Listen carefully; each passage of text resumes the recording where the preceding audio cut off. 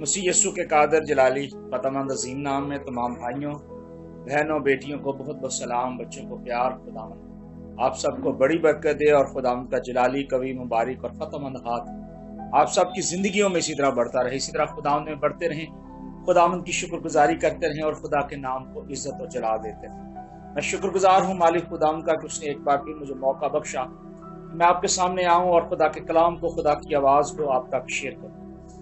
खुदा का कलाम जो है वो हमारे लिए उत्तम है। खुदा के कलाम में लिखा है कि खुदा का कलाम हमारे कदमों के लिए चिराग और राह के लिए रोशनी है, क्योंकि मसीह यस्सु ने कहा कि राहक और जिंदगी मैं हूँ, जो मेरी पैरवी करेगा वो अंधेरे में ना चलेगा बल्कि जिंदगी का नूर पाएगा। नूर देने के लिए हमारा खुदावंद यस्सु मसीह से दुनिया में आया, राहों को हमवार करने के लिए आया, भटके हुए इंसानों को राह रास्त पर लाने के लिए आया।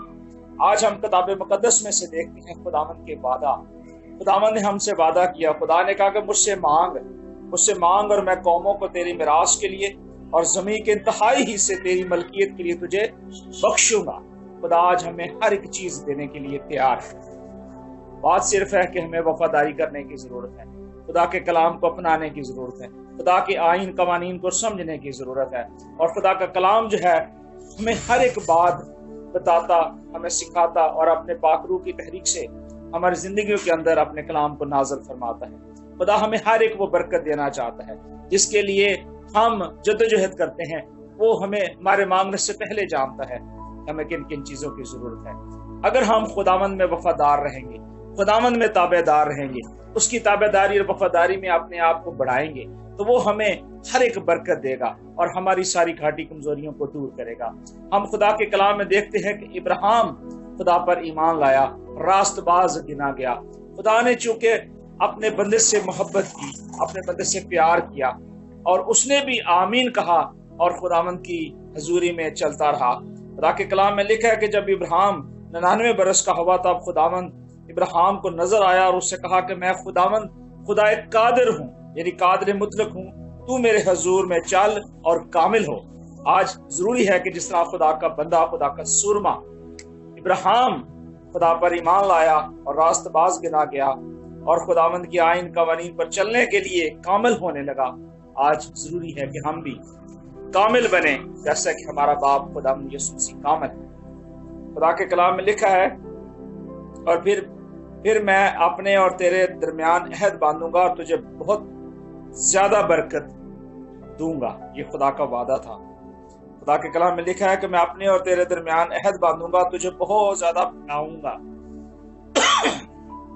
खुदावंद अपने लोगों को बढ़ाता है, अपने लोगों को बरकत देता है और अपने लोगों के साथ कलाम करता है। खुदा हर एक उस शख्स के साथ कलाम करता है। खुदा हर एक शख्स को जो उसकी आईन और कवानीन पर चलता है। हालेलुया। खुदा आज मुझे और आपको भी बरकत दे सकता है अगर हम भी खुदावंद के बंदा बुजुर्ग जैसे मूसा, एलिया, यशाया, यूहन्ना और जिस तरह खुदा का बंदा अब्राहम खुदा पर ईमान लाया और रास्तबाज गिना गया। आज वो जो शादमानी है, जो इस खुदा के कलाम में से हमें बरकत मिलती है, वो मेरे और आपके लिए वैसी की वैसी ही है जैसे खुदा ने कहा। खुदा ने कहा कि मैं तुझे बहुत ज्यादा बढ़ाऊंगा। तब इब्राहिम सरनगू हो गया और खुदा ने उससे हम कलाम होकर फरमाया कि देख मेरा है तेरे साथ है और तू बहुत कौमों का बाप होगा और तेरा नाम फिर इब्राहिम नहीं कहलाएगा बल्कि तेरा नाम अब्राहम होगा, क्योंकि मैं तुझे बहुत कौमों का बाप ठहराया है और मैं तुझे बहुत बरमंद करूंगा और कौमें तेरी नस्ल से होंगी और बादशाह तेरी औलाद में से बर्पा होंगे। ये वो बरकत है, ये वो ब्लेसिंग है जो खुदा इब्राहिम को दे रहा था और वो इस बात को समझ रहा था। और लिखा है कि मैं अपने और तेरे दरमियान और तेरे बाद तेरी नस्ल के दरमियान और उनकी सब पुश्तों के लिए अपना अहद जो अबदी अहद होगा बांधूंगा, ताकि मैं तेरी और तेरे बाद तेरी नस्ल का खुदा होऊंगा और मैं तुझको और तेरे बाद तेरी नस्ल को कनान का तमाम मुल्क जिसमें तू परदेसी है ऐसा दूंगा कि वो दाहिमी मलकियत हो जाएगा और मैं उनका खुदा हूंगा। ये खुदा उनका वादा था अपने बंदे के साथ। लिखा कि फिर खुदा ने इब्राहिम से कहा कि तू मेरे अहद को मानना اور تیرے بعد تیری نسل پشت در پشت اسے مانے، اور میرا ہے جو میرے اور تیرے درمیان اور تیرے بعد تیری نسل کے درمیان ہے جسے تم مانو گے، سو یہ ہے کہ تم میں ہر ایک فرزند ڈرنا کا خطرہ کیا جائے، یعنی جو پلوٹا ہوگا اس کا خطرہ کیا جائے۔ اور خدا نے اس سے کہا تو اس نے ویسا ہی کیا۔ خدا کے کلام میں لکھا ہے، اور خدا نے ابراہیم سے کہا کہ ساری جو تیری بیوی ہے سو اس کو ساری نہ پکارنا، اور اس کا نام سارا ہوگا، اور اسے بھی میں برکت دوں گا۔ خدا نے اسے بھی برکت دی۔ میرے عزیز بھائی اور بہنوں، خدا جب کہتا ہے تو وہ کر دیتا ہے۔ خدا نے اپنے لوگوں کو برکت دینے کے لیے، اپنے لوگوں سے محبت کرنے کے لیے اپنی محبت کو ظاہر کر دیا اور اپنے لوگوں کے ساتھ ساتھ چلتا رہا۔ میرے عزیز بھائی اور بہنوں، خدا آج آپ کے ساتھ بھی چلنا چاہتا ہے، خدا میرے ساتھ بھی چلنا چاہتا ہے، خدا عالمگیر کلیسیا کے ساتھ چلنا چاہتا ہے، اور خدا اپنے لوگوں کو برکت دینا چاہتا ہے۔ میرے عزیز بھائی اور بہنوں، خدا کا کلام جو ہے ہمیں انسٹرکشن دیتا ہے، ہمارا گائیڈ کرنے والا ہے، ہمارا لیڈر جو ہے ہمارا خدا ہے، اور یہ خدا کا کلام ہے جو ہمیں لیڈ کرتا ہے، ہمیں سکھاتا ہے۔ خدا کے کلام میں لکھا ہے کہ تب ابراہیم سرنگ ہوا۔ آپ اس حوالے کو بک آف جینیسس چیپٹر 17واں باب اور اس کی آپ پہلی آیت سے آپ اس کو ضرور پڑھیے گا۔ لکھا ہے کہ تب ابراہیم سرنگو ہو گیا اور ہنس کر دل میں کہنے لگا کہ کیا 100 برس کے بھڈے سے کوئی بچہ پیدا ہوگا؟ کیا سارا جو 90 برس کی ہے اولاد ہوگی؟ وہ یہ بات سوچ رہے تھے کہ ہم تو بڈھے ہو چکے ہیں اور کیسے اولاد پیدا ہوگی، لیکن خدا اپنے وعدوں میں سچا اور برحق ہے۔ اور خدا کے کلام میں آگے آپ پڑھیں تو لکھا ہے کہ خدا نے کہا کہ تب خدا نے فرمایا کہ بے شک تیری بیوی سارا کے تجھ سے بیٹا ہوگا، اور تو اس کا نام اسحاق رکھنا، آئزک رکھنا، اور میں اسے اور پھر اس کی اولاد سے اپنا عہد، ابدی عہد باندھوں گا۔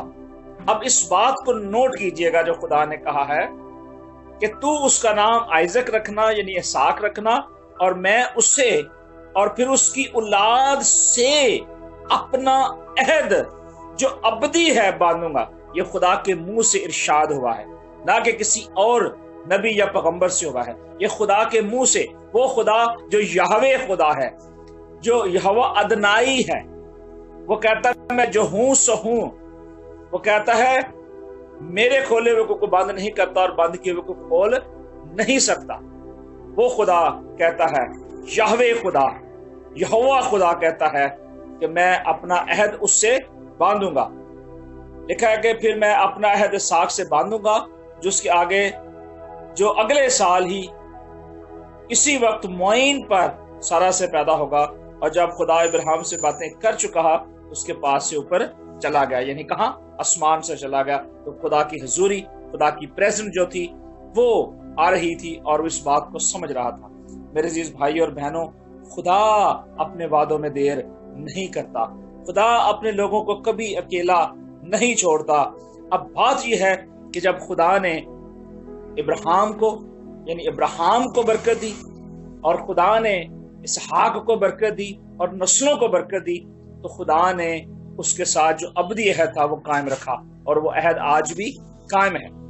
اب بات یہ ہے کہ ابراہیم اس کا اکیلا بیٹا، اکلوتا بیٹا، یعنی اس سے سارا سے پیدا ہوا تھا۔ پہلے اس کی جو لونڈی تھی، سارا کی لونڈی ہاجرہ نے کہا کہ میرے کوئی اولاد نہیں ہے اور میرے پاس کوئی بچہ نہیں ہے، تو اس نے کہا کہ میری لونڈی جو ہے ہاجرہ، ابراہیم میں تجھے دیتی ہوں تاکہ تو اس سے اولاد پیدا کرے۔ اور ابراہیم شاید سوچتا رہا ہوگا اور اس نے ہونے دیا، اور اس نے اس لونڈی کو لیا ہاجرہ کو، اور اس سے ایک بیٹا پیدا ہوا جس کا نام اس نے اسماعیل رکھا، اور وہ بچوں میں پہلا گنا گیا، بڑا گنا گیا۔ لیکن جو خدا نے وعدے کا فرزند کہلایا وہ اسحاق تھا، آئزک تھا، اور وہ اس کا پہلا بیٹا تھا ابراہیم کا۔ اس صاحب سے اگر ویسے عمر کے لحاظ سے دیکھیں تو اسماعیل بڑا کہلایا جاتا ہے، لیکن اس کے اپنے بدن سے، اس کی اپنی ماں سے، اسحاق سے جو بچہ پیدا ہوا وہ اسحاق تھا، اور خدا نے اس سے کیا کہا تھا کہ میں تجھے برکت پر برکت دوں گا اور اپنا ابدی عہد اس سے باندھوں گا۔ سو ابدی عہد باندھنے کے لیے خدا نے ابراہیم سے جو وعدہ کیا وہ پورا کیا۔ ہاللیلویہ۔ اب کیا ہوا کہ ابراہیم کا جو اکلوتا بیٹا تھا آئیزک، خدا نے اسے کہا کہ تو میرے ساتھ چل اور کامل ہو۔ اب جب انسان کامل ہونے کے لیے خدا کے ساتھ چلتا ہے تو خدا کی یہ مرضی ہے کہ وہ کب اور کس وقت کس کو آزماتا ہے، اور یہاں آزمائش جو ہے ابراہیم کی ہو رہی ہے۔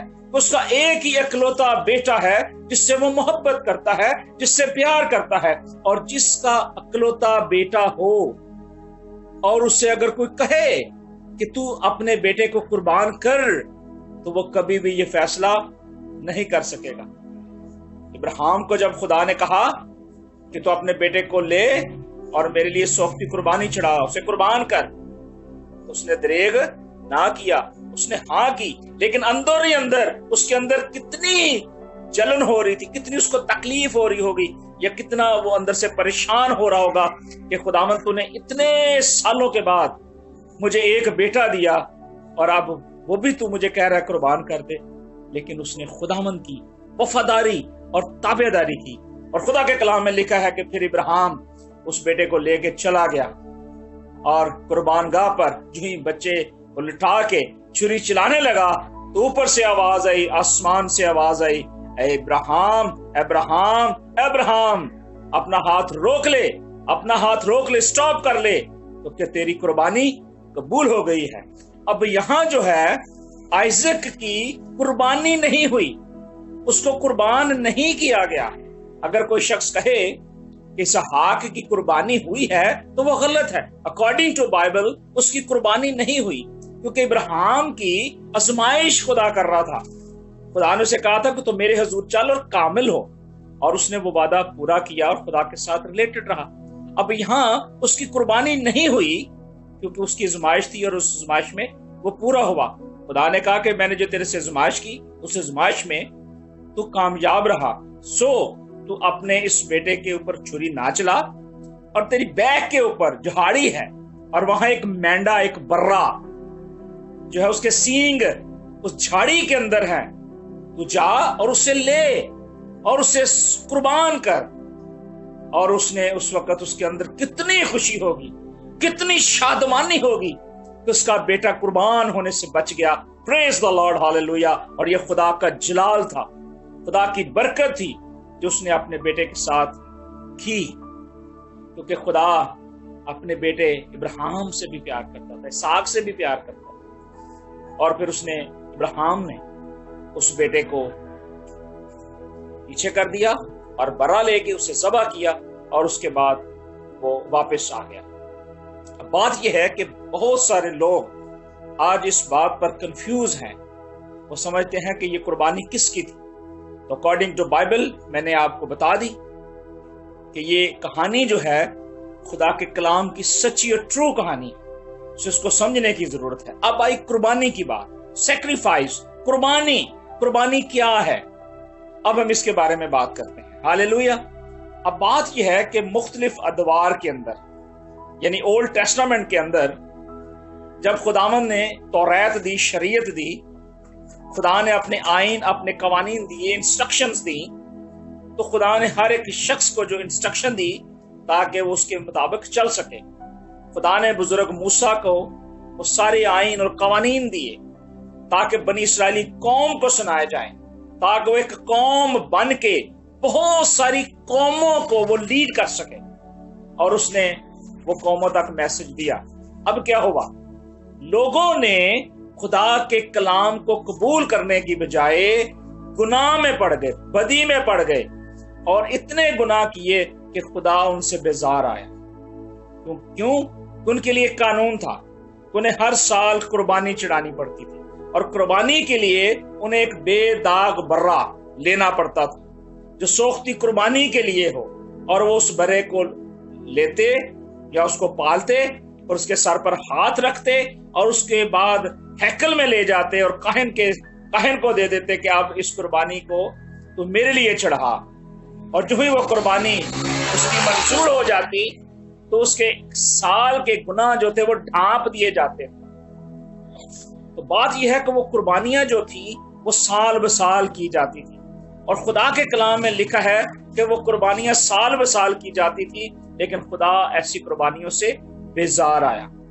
क्यों आया? क्योंकि खुदा ने एक वादा किया हुआ था। पैदाइश की किताब में देखिए कि खुदा ने कहा था कि औरत की नस्ल से एक शख्स आएगा, अपनी एड़ी से उसको कुचलेगा, यानी इब्लीस को। एक्चुअली इब्लीस जो है वो कॉपी राइटर है, वो कॉपी करता है। और जब हम देखते हैं कि इब्राहिम ने अपने बेटे इसहाक पर छुरी चलाई तो पीछे से उसने देखा कि एक बर्रा है, और आसमान से आवाज आई कि तेरी कुर्बानी कबूल हो गई है। अब ये जो बर्रा कुर्बान हुआ है ये निशानदही करता है असली बर्रे की तरह, यानी वो बर्रा जो यस्सु मसीह नासरी है, जिसके बहाए हुए खून के वसीले से आज कुर्बानी हमें करने की जरूरत नहीं पड़ती। क्योंकि खुदा के कलाम में लिखा है कि बैलों और बकरों का खून जो है वो गुनाहों को दूर नहीं कर सकता। एक पाक और बेअब खून सिर्फ और सिर्फ हमारे खुदावंद यीशु मसीह का ही है, जो पाक और बेअब खून है, जो हमें गुनाहों से पाक कर सकता है। आए मेरे साथ एक और हवाला निकालें, पहला कुरिन्थियों उसका 10वां बाब और उसकी 12वीं आयत में आपके लिए पढ़ता हूं। लिखा है, बस जो कोई अपने आप को कायम समझता है वो खबरदार रहे कि गिर ना पड़े। इब्राहिम जो है, इब्राहिम खुदा पर ईमान लाया, मजबूत रहा, स्ट्रांग रहा, कायम रहा।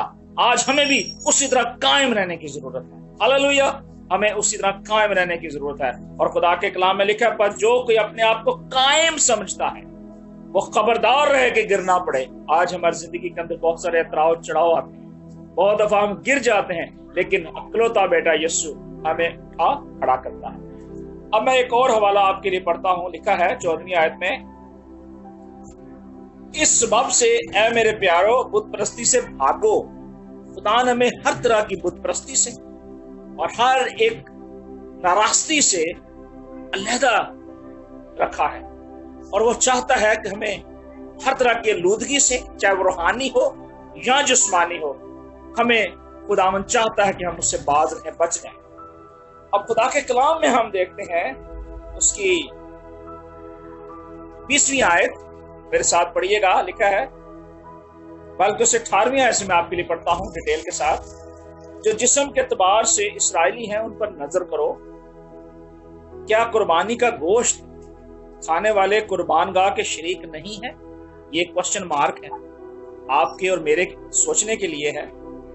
खुदा के कलाम में लिखा, क्या मैं क्या ये कहता हूं कि बुतों की कुर्बानी कुछ चीज है या बुत कुछ चीज है?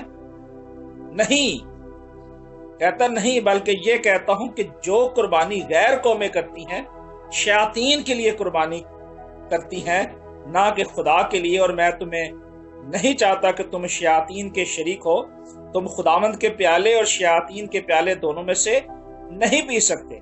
खुदावंद के दस्तरखान और शयातीन के दस्तरखान दोनों पर शरीक नहीं हो सकते। क्या हम खुदावंद की गैरत को जोश दिलाते हैं कि हम इससे ज्यादा जोरावर हैं? नहीं, ये सब चीजें रवा तो हैं, मगर सब चीजें तरक्की का बायस नहीं है। कोई अपनी बेहतरी ना ढूंढे, बल्कि दूसरे की जो कुछ सबों की दुकानों में बिकता है वो खाओ, और दीनी इम्तियाज से कुछ ना पूछो, क्योंकि जमीन और उसकी मामूरी खुदावंद की है। अब ये जो वाकया जो बयान किया गया है, पालूस रसूल ने दिया है, इस हवाले के पीछे एक बहुत बड़ी बैकग्राउंड है। अगर हम देखें 51 ईस्वी में जब नई कुरिन्थस की कलीसिया डेवलप होती है, ये नई कलीसिया स्टैब्लिश होती है, और उस कलीसिया के अंदर आप देखें कि जब पालूस रसूल जाता है तो उस कलीसिया के अंदर इतनी बुराई, इतनी जनाकारी और इतनी बुतप्रस्ती, और इतना के जानवरों के गला घोटे हुए जानवरों को वो खाते और उनका खून और लहू पीते, और हर तरह की नाराजगी उनकी जिंदगी के अंदर थी। खुदा के कलाम के मुताबिक वो जो इलाका था कुरिन्थस, उसे कैरोमाइस भी कहा जाता है, यानी गुनाह और बदी का इलाका भी कहा जाता है। ऐसे इलाके में खुदा का बंदा ये कहता है कि जब मैं उस इलाके में गया तो मैंने वहां बहुत सारे एरर्स देखे, और जब उसने एरर देखे, उनके गुनाह देखे, उनके तरीकाकार देखे, तो उसने कहा ये तो जानवर जो है इनको तो ये ज़बह भी नहीं करते और इनको ऐसे कच्चा खा जाते हैं, उसके बाद उनका लहू पी लेते हैं और गला दबा कर घोंट कर उनको इस्तेमाल करते हैं, देवतियों को इस्तेमाल करते हैं और घनौने और जादूगरों से मिलते हैं, हर तरह की बदी बदकारी गुनाह ज़नाकारी करते हैं। तो वहां पौलुस रसूल ने उन्हें मना किया और कहा कि जो तुम कर रहे हो ये गलत कर रहे हो, क्योंकि जो कुछ तुम कर रहे हो ये शैतान के लिए कर रहे हो, ना कि खुदा के लिए कर रहे हो। और पौलुस रसूल ने उस कलीसिया को ये हुक्म दिया कि आज के बाद तुम गला घूंटे हुए जानवरों का गोश्त नहीं खाना, ना इनका लहू पीना, क्योंकि लहू के अंदर जान होती है। और खुदा के कलाम में लिखा है कि बगैर खून बहाए माफी नहीं है, मुखलसी नहीं है। हालेलुया। अब यहाँ खुदा का कलाम हमें साफ और क्लियर बताता है कि बगैर बहाए खून माफी नहीं है, और माफी सिर्फ और सिर्फ खुदावंद के पाक और बेऐब लहू के वसीले से है। अगर आज हम उस लहू को जान ले तो फिर हमें निजात और मुखलसी मिल जाती है। और पौलुस रसूल ने बड़े वसूख के साथ, बड़े तरीके के साथ इस कलीसिया को हैंडल किया, इस कलीसिया को सिखाया, समझाया कि आज के बाद तुम ऐसा कोई काम ना करो। हाँ, अगर आप कोई गोश्त खाना चाहते हो, कोई ज़बह किया हुआ जानवर आप देखते हो, तो आप ऐसा करो, उसको खरीदो, पैसे दो, उसकी कीमत दो और कीमत दे के खाओ। और अगर कोई तुम्हारी दावत करे तो वो अगर तुम्हें नहीं बताता, अगर आप जाते हो किसी की मीटिंग में, प्रोग्राम में, तो जो कुछ उसने रखा है खा लो, शुक्र करके खाओ, क्योंकि खुदा और उसकी सारी मामूरी उसी की है। और दीनी इम्तियाज से कुछ ना पूछो। और अगर कोई तुम्हें जता दे, बताए कि ये कुर्बानी का गोश्त है जो मैंने गैर कौमों के माबूदों के लिए की है, तो फिर हरगिज ना खाना। पौलुस ने बिल्कुल हर एक चीज क्लियर बताई। सो जरूरी है कि हम खुदा के कलाम को कबूल करें, शुक्रगुजारी करें और खुदा के नाम को जलाल दें। 27वीं आयत में लिखा है, अगर बेईमानों में से कोई तुम्हारी दावत करे और तुम जाने पर राजी हो, तो जो कुछ तुम्हारे आगे रखा जाए उसे खाओ और दीनी इम्तियाज के सबब से कुछ ना पूछो। लेकिन अगर कोई तुमसे कहे कि ये कुर्बानी का गोश्त है, तो इसके सबब से जिसने तुम्हें जिताया दीनी इम्तियाज के सबब से ना खाओ। और दीनी इम्तियाज से वो कहता है, मेरा मतलब तेरा इम्तियाज नहीं बल्कि दूसरे का है, कि हो सकता है तेरे इस काम करने से किसी को ठोकर लग जाए, और खुदा नहीं चाहता कि किसी को ठोकर लगे। खुदा का कलाम कहता है, बस तुम खाओ या पियो, जो कुछ करो सब खुदा के जलाल के लिए करो। खुदा हमेशा पाकीज़गी का खुदा है, खुदा मोहब्बत का खुदा है, खुदा सच्चाई का खुदा है।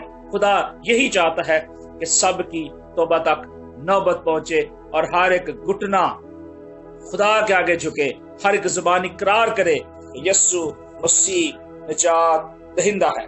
खुदा के कलाम में लिखा है कि तुम ना यहूदियों के लिए ठोकर का बायस बनो, ना यूनानियों के लिए, ना खुदा की कलीसिया के लिए ठोकर का बायस बनो। चनाचे मैं भी सब बातों में सबको खुश करता हूं और अपना नहीं बल्कि बहुतों का फायदा ढूंढता हूं ताकि वो निजात पाएं। पौलुस कहता है कि तुम मेरी मानद बनो जैसा मैं मसीह की मानद बनता हूं। जैसे खुदा ने इब्राहिम को कहा कि तू मेरे हजूर चल और कामिल हो। मेरे अजीज भाई और बहनों, आज हमें अपने आप को कामिल करने की जरूरत है, अपने ईमान को मजबूत करने की जरूरत है और खुदावंद पर तवक्कुल करने की जरूरत है। हमें कोई भी ऐसा काम करने की जरूरत नहीं है, कोई भी ऐसा मज़बा ज्वाइन करने की जरूरत नहीं है, बल्कि हमारा फिदिया हमारे खुदावंद यहोवा पा खुदा यस्सु नासरी ने दे दिया है। खुदा ने अपने बेटे यहोवा ने अपने बेटे यहोशुआ को यानी यस्सु मसीह को इस दुनिया में भेज दिया ताकि वो मेरे और आपके लिए कुर्बानी दे। मसीह यस्सु ने वो कुर्बानी मेरे और आपके लिए अपने लहू से दी है। अपने लहू से हमें उसने खरीद लिया है, हम उसकी मलकियत हैं, उसके गले की भेड़े हैं। वो हमारा चरवाहा है, वो हमारा दूल्हा है, वो बहुत जल्द आने वाला है। जो कोई उस पर ईमान लाएगा हलाक ना होगा बल्कि हमेशा की जिंदगी पाएगा। आज हमें बैलों और बकरों की कुर्बानी करने की जरूरत नहीं है, ना उनका गोश्त खाने की जरूरत है, क्योंकि हमारा फिदिया हमारे खुदावंद यीशु मसीह ने दिया है। खुदा के कलाम में लिखा है कि बगैर खून बहाए माफी नहीं है। माफी अगर बहाई गई है, या क्या कहते हैं कि यीशु मसीह का खून जो बहाया गया है, तो वो मेरे और आपके लिए बहाया गया है। उसने मेरे और आपके लिए कुर्बानी दी है, मेरे और आपके लिए उसने वो दरवाजा खोल दिया है। अब जरूरी है कि हम हर तरह की बेदीनी से, हर तरह की तारीकी की कुव्वतों से और हर तरह के दुनिया के मामलात से अलग होकर उस ईमान के बानी और कामल करने वाले यीशु को तकते रहें। क्यों? रीजन क्या है कि जैसे खुदा का बंदा अब्राहम खुदा पर ईमान लाया, रास्तबाज गिना गया। अगर आज हम खुदा के कलाम को सीखते हैं, खुदा के कलाम पर अमल करते हैं, संजीदगी के साथ उस पर ईमान रखते हैं, तो वो हमारे गुनाहों को माफ करने में कादिर है। खुदा के कलाम में लिखा है कि अगर तुम ऐसा करते हो तो खुदा की गैरत को जोश दिलाते हो। आज जरूरी है कि हम खुदा के कलाम को जोश ना दिलाएं, खुदा को जोश ना दिलाएं, बल्कि खुदा से मोहब्बत करें, प्यार करें। क्योंकि करंथियों के नाम पौलुस खात में लिखा है कि ईमान,